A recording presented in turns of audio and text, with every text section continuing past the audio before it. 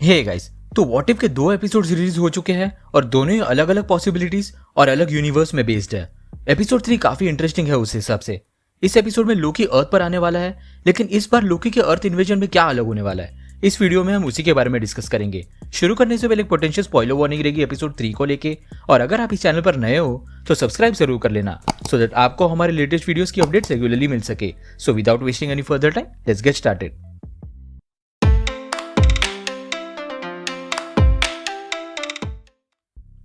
तो एपिसोड 3 लोकी के अर्थ आने पर बेस्ड होगा।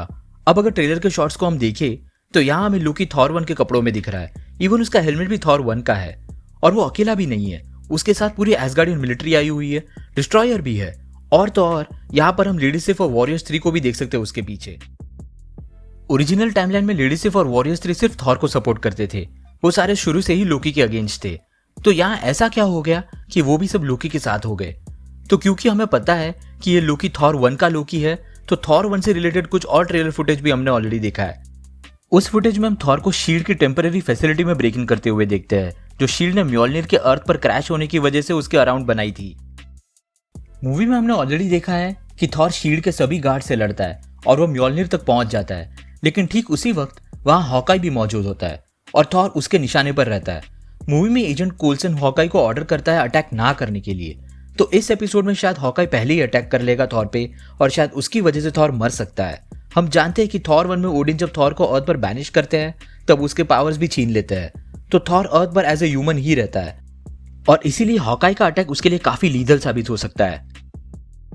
अब क्योंकि थॉर इस यूनिवर्स में जिंदा नहीं है, लोकी अब एक्चुअल कंटेंडर बन जाएगा एसगार्ड के किंग का, और ओडिन भी तभी डीप स्लीप में थे जैसा हमने मूवी में देखा था। और लोकी ने उस मूवी के एंडिंग में ऑलरेडी अपने इंटेंशंस बता दिए थे अर्थ को लेकर, उसे अर्थ पर रूल करना था। तो यहाँ अब उसके पास एक रीजन आ चुका है अर्थ को इन्वेड करने के लिए। थॉर का मरना एसगार्ड के लोगों के लिए बहुत बड़ी चीज है, और क्योंकि शील्ड ने असल में थॉर को मारा था, तो शायद उसी का बदला लेना अब लोकी अर्थ पर आया पूरी एसगार्डियन आर्मी के साथ, और शायद यही रीजन है कि लेडी सिफ और वॉरियर्स 3 भी उसका साथ दे रहे हैं। एक और सीन में हम देखते हैं कि लोकी योटनहेम के फ्रॉस्ट जाइंट्स के वेपन को यूज कर रहा है शील्ड के अगेंस्ट। ये वही वेपन है जिसे फ्रॉस्ट जाइंट्स ने यूज किया था जब वो अर्थ पर आए थे काफी सालों पहले, और लोकी ने भी इसे हेमडाल पर यूज किया था थॉर 1 में। अब इसका मतलब है कि निक फ्यूरी को और शील्ड के सभी एजेंट्स जो यहाँ खड़े हैं वो सारे फ्रीज हो जाएंगे। तो एक तरह से लोकी ने यहाँ शील्ड को ही खत्म कर दिया। फिर एक और सीन में हम देखते हैं कि लोकी और एसगार्डियन आर्मी यूनाइटेड नेशंस में भी यहाँ पहुंचते हैं। यूनाइटेड नेशंस में यहाँ पहुंचना यानी कि पूरे वर्ल्ड के लिए एक सेंट्रल जगह पर आना जहाँ सारे वर्ल्ड लीडर्स एक साथ होंगे, और यही सबसे सही जगह है अगर उसे अपना वर्ल्ड डोमिनेंस दिखाना है। इन शॉर्ट, वो पूरे वर्ल्ड को यहाँ से टेक ओवर कर सकता है।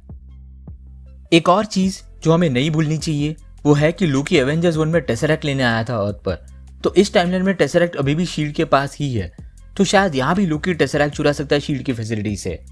बेसिकली ये पूरे प्लॉट से लग रहा है कि ये टाइमलाइन काफी डार्क होने वाली है। अगर लोकी यहाँ शील्ड को खत्म कर देता है तो एवेंजर्स कभी एक साथ नहीं आएंगे, क्योंकि शील्ड का ही इनिशिएटिव था एवेंजर्स को एक साथ लाना, और इस यूनिवर्स में थानोस अभी भी जिंदा है और अभी भी सारे इन्फिनिटी स्टोन्स मौजूद है। तो शायद वो यहाँ लोकी को खत्म करके फिर से टेसरैक्ट अपने पास ले सकता है, और इवन बाकी इन्फिनिटी स्टोन्स को कलेक्ट करके वो यहाँ भी स्नैप कर सकता है और यूनिवर्स के आधे पॉपुलेशन को मिटा सकता है। तो इससे हम समझ सकते हैं कि थॉर का जिंदा होना कितना इंपॉर्टेंट है।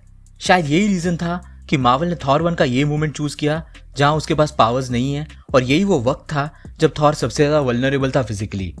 अब अगेन ये एक थियरी ही है इस पॉइंट पर, लेकिन लोकी के अर्थ पर आने के रैमिफिकेशंस अब तक के एमसीयू के इवेंट्स को अगर हम देखें तो काफी बड़े हैं, और यह एक तरह का डार्क यूनिवर्स बन सकता है। लोकी ने लोकी सीरीज में कहा था कि लोकी के नेचर में हमेशा हारना ही लिखा है, तो ये शायद वो व्हाट इफ मोमेंट हो जब लोकी जीत जाता है पहली बार। हो सकता है कि ये एपिसोड आगे चल के कोई और ट्विस्ट लेके आए, क्योंकि भले ही शील्ड नहीं है इस एपिसोड में, लेकिन आयरन मैन अभी भी मौजूद है इस यूनिवर्स में। ब्रूस बैनर भी जिंदा है इस यूनिवर्स में, लेकिन जैसा हमने एवेंजर्स 1 में देखा था वो दुनिया के दूसरे कोने में रह रहा होता है, कोलकाता में। बेसिकली वो किसी भी तरह के कॉन्फ्लिक्ट से दूर रहने की कोशिश कर रहा होता है। सो यहाँ हमें हल्क भी शायद ना दिखे, तो शायद हमें एक अनएक्सपेक्टेड फाइट देखने मिल जाए आयरन मैन और लोकी के बीच में। ये सब डिपेंड करता है कि मार्वल इस व्हाट इफ के एपिसोड को हैप्पी एंडिंग देता है या किसी तरह का डार्क एंडिंग। बट इतना तो कंफर्म्ड है कि पहले 3 एपिसोड्स में ये और सेकंड एपिसोड क्रिटिक्स को काफी पसंद आए थे, तो कुछ सरप्राइजेस जरूर होंगे इस एपिसोड में। तो आपके क्या थॉट्स है एपिसोड 3 को लेके? आपके हिसाब से वो कौन सा रीजन हो सकता है जिसकी वजह से लोकी अर्थ पर आया होगा? अपनी थियरीज नीचे कमेंट सेक्शन में जरूर बताना। अगर आपको वीडियो पसंद आया हो तो उसे लाइक जरूर कर देना, और अगर आप इस चैनल पर नए हो तो सब्सक्राइब करना मत भूलना। हम रेगुलरली ऐसे वीडियोस पब्लिश करते हैं। हमारी रिसेंट वीडियोस को देखने के लिए यहाँ पर क्लिक करिए। Thank you so much for watching guys, stay safe.